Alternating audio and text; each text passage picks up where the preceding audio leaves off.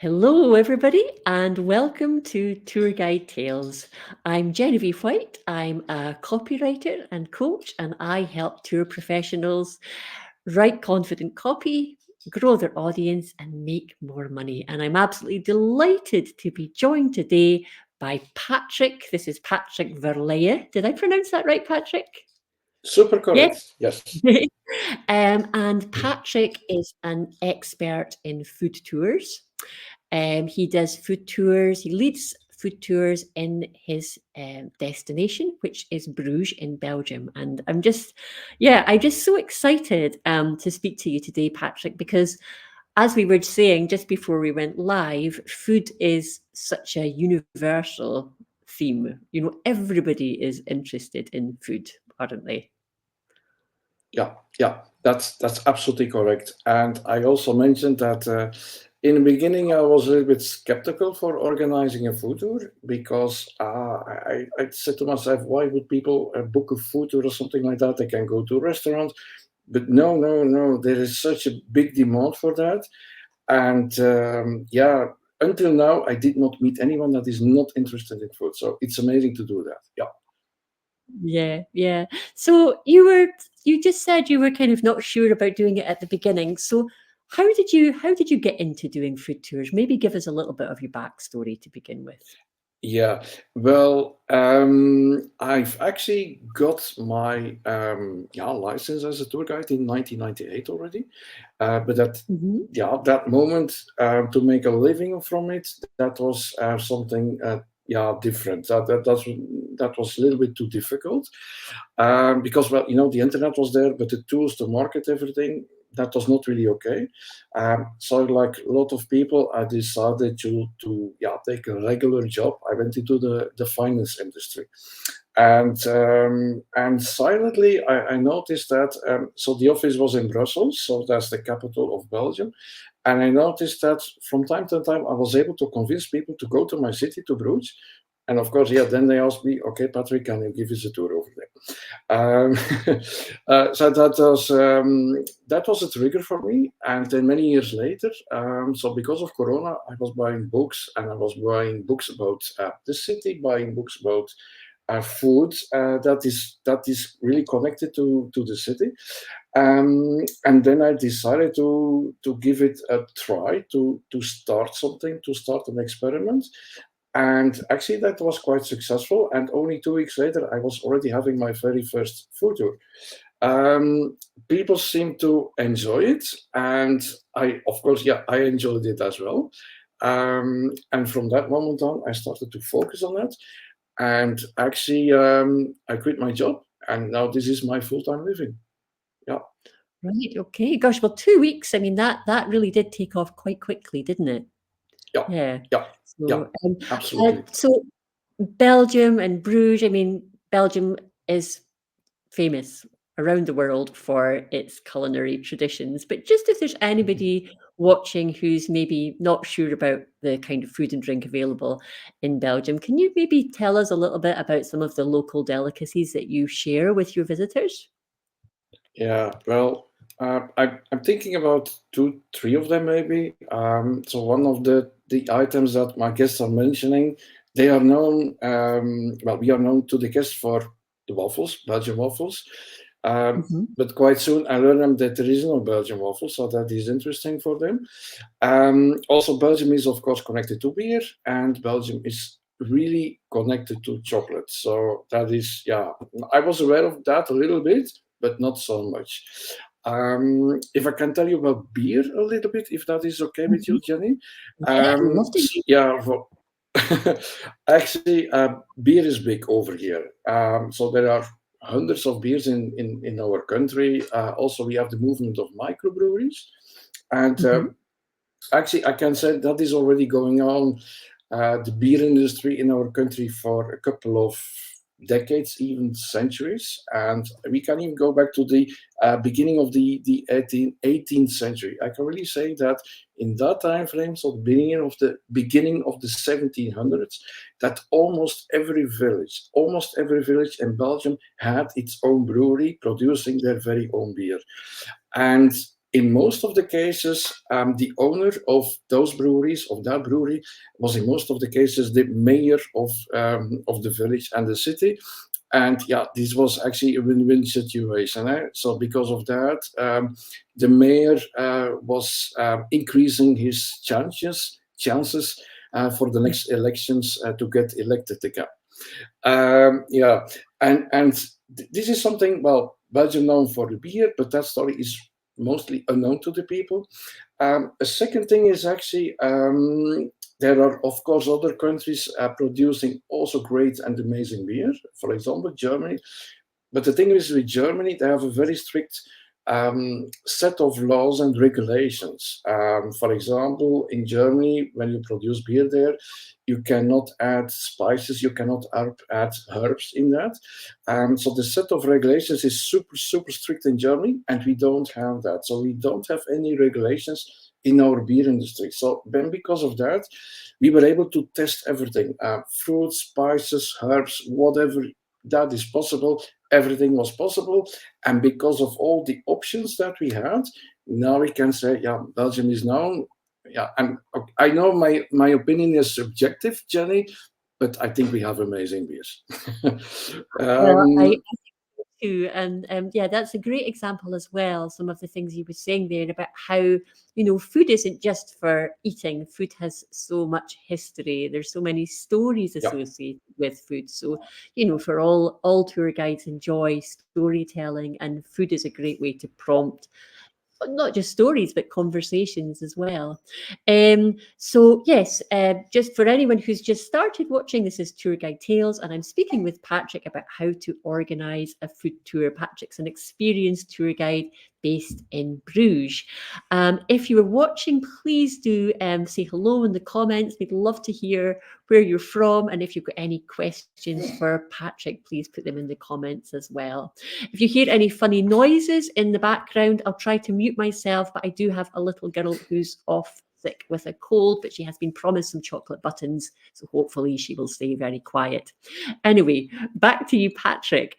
I think yes. probably many of the viewers would just really love to know as well something about your process.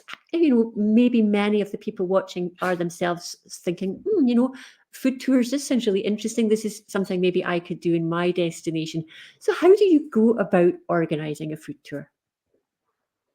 Well, first of all, I can tell you, well, the concept of a food tour is actually that, yeah, as a host, as a tour guide, you present the local food and drinking culture to your guests. Actually, normally, a food tour is about 3 hours, and it's always a mix of knowledge about the food and drinks, and also a little bit of histories about the area, and certainly when there is a connection between the history of food and drinks and the history of the area. That is actually the concept. And basically, I present my guests a couple of bits and bytes.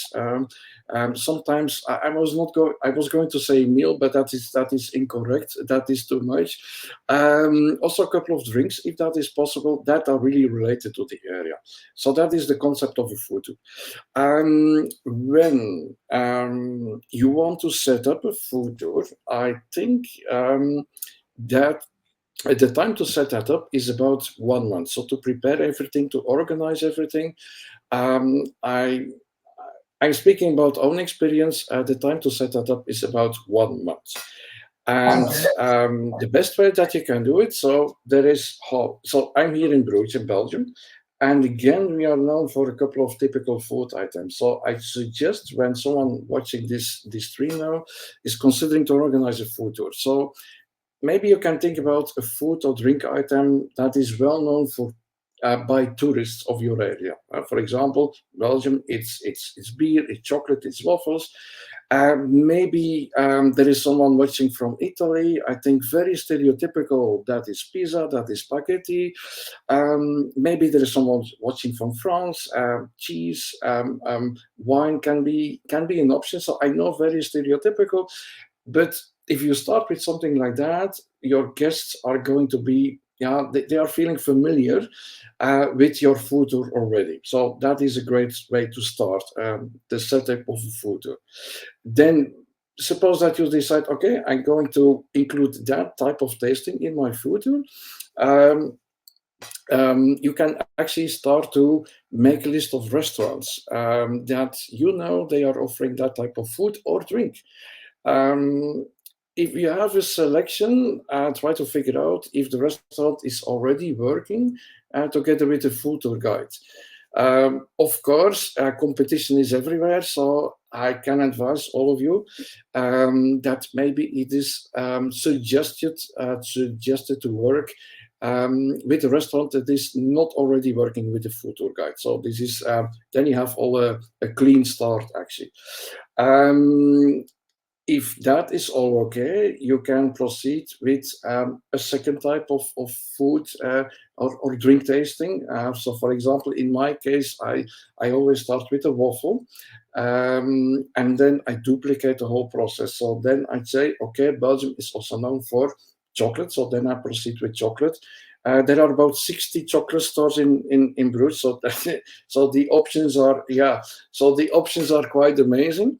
So I composed a list of other chocolate businesses, and when the list is actually how can I say that done, I introduce myself into those restaurants or those venues and those places. I explain the concept of a food tour, of a drinking tour, something like that, and I try to convince them to work together with me. Um, Certainly, if the concept is not already known in your location, in your city, maybe it's a good idea to tell the concept to the restaurant owners. Maybe to convince them, you can say, okay, but people that I bring with me, they are going to take pictures. They can put it on Instagram, so they can put it on Facebook. So maybe it is a little bit like free marketing. Okay.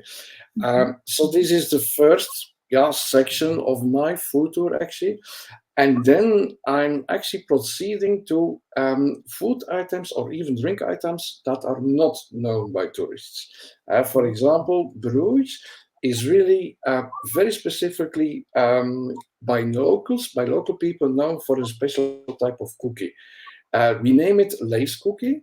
So Lace also historically for our city, how can I explain that? It's a type of textile that was super famous and is still famous actually. It's very expensive to make, and when you see that cookie, it really looks like lace. So we know all about that, but this is until now I've not had any single guest that was aware of lace cookie. The cookie is produced only by Friday. It's only produced in our city, so this is like a surprise to many of my guests. Oh, And then, of course, it is a food tour, but also a drink can be included, as I told you about the beer. And then you proceed until you have about 6 tastings, 8 tastings. I even go to 10 tastings in total. Um, wow. when I've set up that, you're going to ask a question, I think.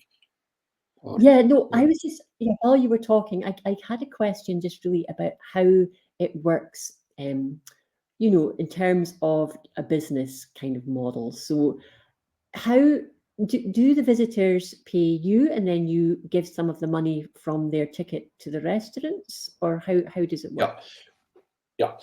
Yeah, I understand the way of your question. So when people are booking with me, they pay already everything included. So all of the tastings are included in the value of the tour. Right. So when the Yeah. guests are joining me, so when I'm in the restaurants, in the places, in other areas of the city, when I present something to them, they don't have to pay anything extra anymore. So that is all included in the value Right. of my food tours actually. So I think that everyone can work a little bit different, but this is the way I organize it because I really want to focus on the experience. So I don't want to people are worried about paying it by cash, by card, by things like that. So I want to give them really a very free experience. Yeah, Okay. And another question that popped into my mind was, it sounds like, you stressed at the beginning when you were talking that it's not a meal that the people are getting, rather it's like sample food. So typically yeah, with food tours, they wouldn't take place at dinner time or lunchtime, maybe kind of middle of the afternoon or middle of the morning. Is yeah, that roughly correct. what you? Yeah, Yeah. Yeah. yeah. It is indeed a tasting tour, so that I'm doing. So it's not a meal tour, and Mhm.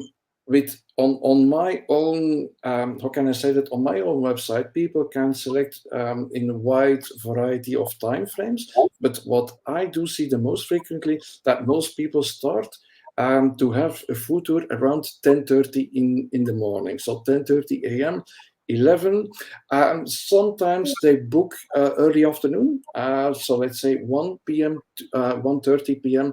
This is what I see most of it, that people are booking the tour. Yeah, Mhm, mhm. Yeah. Okay, that's great. And sorry, I think my questions interrupted something you were in the middle of speaking about. So were you going to carry on speaking about what you did the day before a food tour, or I can't quite remember yeah, where you were at. yeah, Yeah. yeah. So when you think your food tour is arranged, when you think, okay, it's going to be good, you have to test it for yourself. Maybe you can test it by yourself. Maybe you can bring your colleague, a friend, or whatever, and then you can be very critical to yourself. Anyways, when you really think it's ready, 1 2 days before the start of the tour, I always send a little message to my guests, just to remind them of the tour that is coming up. Also to stress out the meeting points. And within your message, you can actually hyperlink the message. So when they click on the hyperlink, they go to Google Maps, they see the meeting point in front of them. Um, Also super important, ask your guests actually about intolerances, allergies. Sometimes people, yeah, for example, in Belgium, and beer again, sometimes people are not allowed to drink any alcohol based on, yeah, bad experience in their life, based on religious items. So please make sure that you're really aware of that.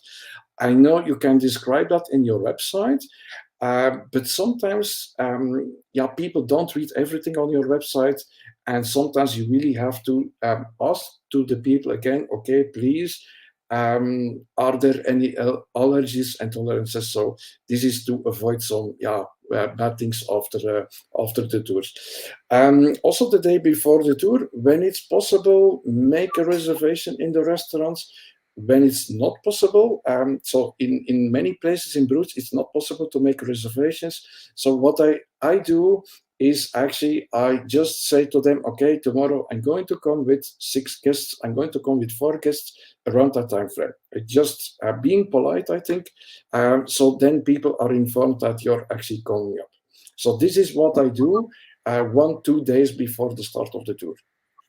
Right. Yeah, so there's a lot of organization involved, clearly, because you've got to kind of liaise with the restaurants and, obviously very important, as you said, to make sure about dietary requirements and stuff like that. Yeah. And when you're actually doing the tours, because I mean all of this is before, is there anything in particular you need to bear in mind while you're actually leading a food tour?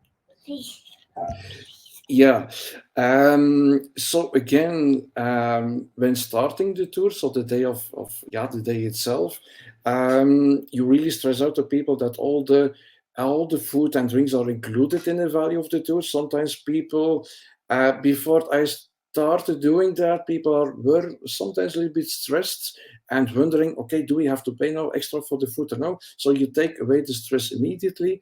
So during the tour, after you have been running the tour for already a couple of months, some of the people working in the restaurants and places, they start to know you, and this is a great moment. So I can really say after, let's say, 4 5 6 months, they start to know you, and then simply saying hello or something like that. How are you? How was it yesterday?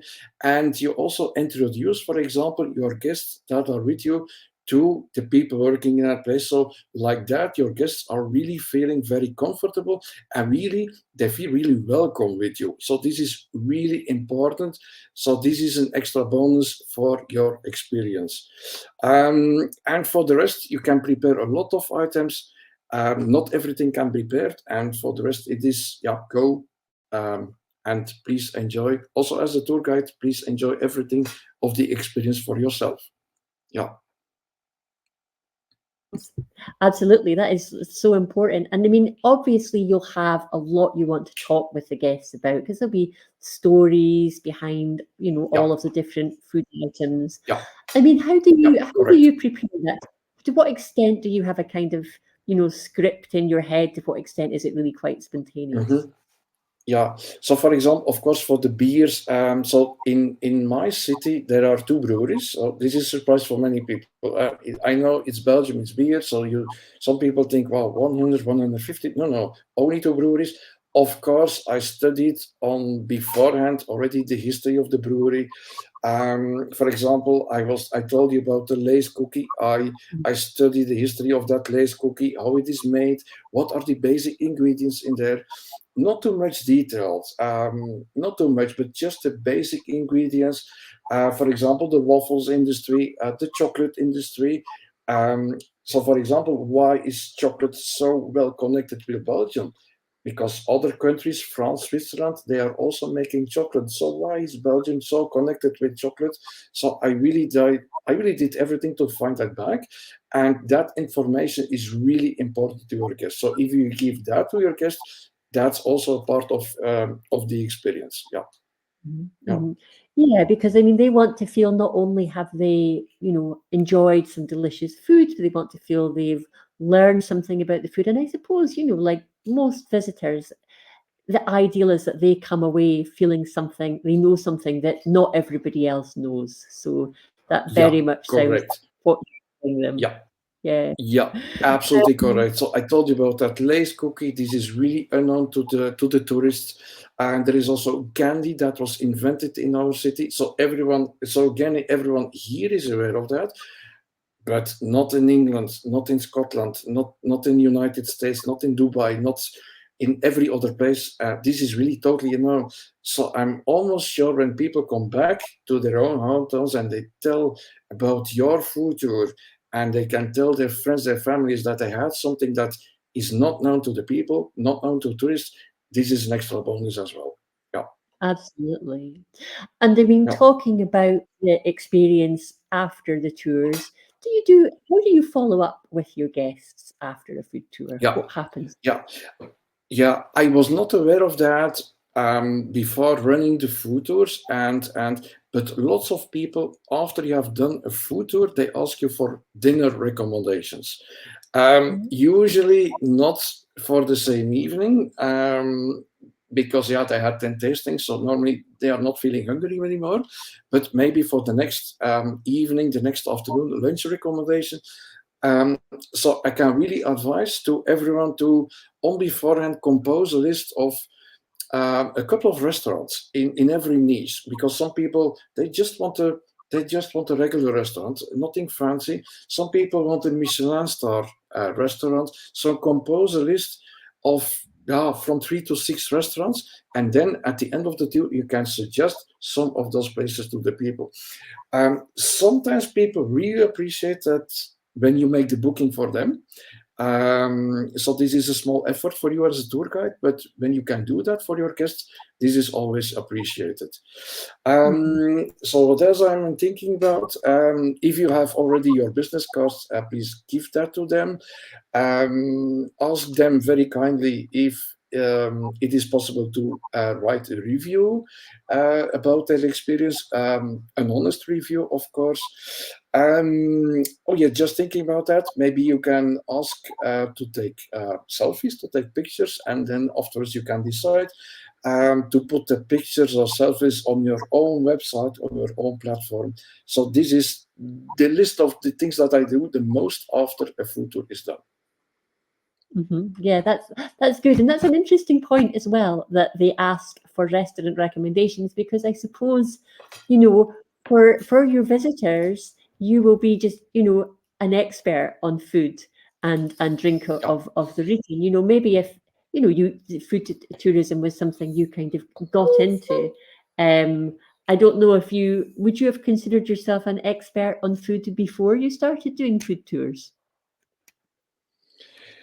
Well, before I started to do the food tours, well, I can say, okay, Bruges is a small city, but if I think backwards, I almost visited I almost visited every restaurant in city. So I could work quick, so that's true. But before to start a food tour, no, I was not really an expert, and I had to do lots of research. I know some things. I knew some things about the beer industry. I knew some things about the cookie, the candy, other things, but I had to do a lot of research. So, but now that's a whole different story, of course. Yeah, Well, I think the research sounds like it would be a very pleasurable part of the job. yeah. I It's fun, and sometimes yeah, sometimes you really discover things that you say, "What is it like that?" So also for me, this was also a very interesting part of the job. I also, as a guide, I learned a couple of things as well. Yeah, Yeah. Yeah. The reason I asked that question was there might be a lot of people listening thinking, oh, that sounds really good, but, I'm not exactly an expert on cuisine and food. But yeah, I mean, what you've said shows that if you're interested, then you can learn about it, and you can very quickly, through conducting research, learn all you need to know. Because really, you're just covering a destination. So, you don't need to yeah, know yeah, everything just to know about all food, just the food and drink in your destination. And yeah, what a correct. fascinating topic it must be. And I do usually like to ask any guests on the show if they have any anecdotes to share about their experience, because we all love a good story, Patrick. So, yeah, I just wondered if you had any stories you'd like to share from your experience of delivering and leading food tours. Yeah, yeah. Well, I'm thinking about one thing in particular because on my own website I have two tours, but I also distribute some of my tours to other platforms. So I also have a beer tour. Yeah, there we go again. I know. I also have a beer tour, and I was for my very first beer tour, I was extremely nervous. Well, that's a good sign that you're nervous. But I know that the second brewery is having lots of stairs and steps, and I was walking with I think on a dish about 16 glasses of completely filled with beer, and I was so happy that I managed to get in how can I say that, the destination room. So, and the very last single step, I made a little mistake, and yeah, you can guess what happened. So the whole dish went down, so all the 16 glasses went down. So yeah, that was that was not such a great experience at that exact moment. But afterwards, the people working in a brewery I knew them already on beforehand, so they were super friendly. They were super nice with me. They started to help to clean with me. Also, some of my guests noticed what happened, and yeah, four of them also helped me with the cleaning process. And afterwards, so this and until now, that happened already many months before. But that is a part of the experience for me. I will personally never forget. Yeah, yeah. Well, it sounds pretty awful, but also it sounds like it all ended well, and everybody came to help you, so that was good. Yeah, yeah, Brilliant. Well, really, I think, Patrick, I'd just like to thank you so much. That's an absolutely amazing introduction into the world of food tours, and I'm sure everybody will find this so helpful, because you've basically set out some really concrete steps for organising food yeah. tours. So, is there anything before we round up this broadcast that you'd like to add? Any last bits of advice, words of wisdom? Well, for the people that are watching now, if you're already considering to run a food tour, that's already a great sign. And if something is holding you back, don't hesitate. In the beginning, before my first food tour, I was even skeptical, but people are really interested in food and drinks, and certainly if you're already considering it, and certainly if it is not already available in your own place, go for it. It's also fun. Honestly, I offer different types of tours, 6, 7 different types of tours. I can say that organizing a food tour is one of the most complex things. It requires also some of problem solving skills, actually. But for the tour guide himself or herself, it's really also a wonderful experience. So it's, for me, the most fun tour that I organize for all of my tours. Voila. So go for it. Well, you've certainly convinced me, Patrick. I'm already thinking about food tours that could be organised here in Shetland. So, Yeah. you've Yeah. sold me, and I'm sure you've sold everybody who watches this broadcast as well. So, thank you very much. Thank you so much to all of our viewers as well, and see you for the next Tour Guide Tales. Thank you very much. Okay. Thank you, Jenny. Thank you, everyone. Bye.